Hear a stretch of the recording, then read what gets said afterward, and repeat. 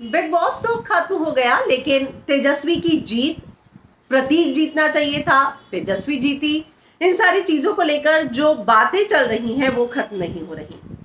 ऐसे में अब बिग बॉस 13 की एक फाइनलिस्ट ने बहुत बड़ी बात कही है। उन्हें क्या लगता है, क्या उन्हें लगता है कि जो तेजस्वी की जीत थी वो सही थी? मैं बात कर रही हूं आरती सिंह की।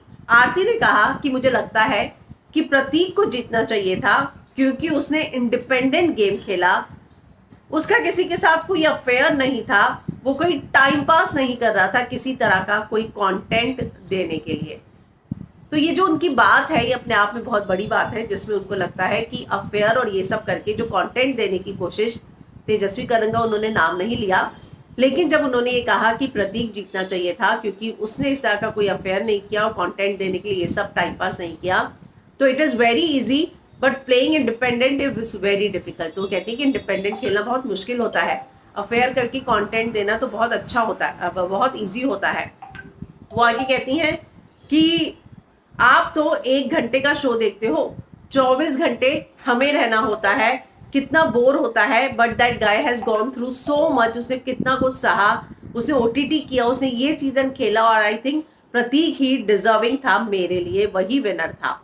तो उनसे जब पूछा गया कि आप क्यों नहीं जाती, राखी को देखा हमने, देवो को देखा, तो उसने बोला मैंने अपना सबसे बेस्ट सीजन किया है, जो मैं थी लोगों ने देख लिया, अब बाकी लोग कैसे हैं वो देखने की बारी होती है, तो मैं बार बार जाके क्या करूंगी।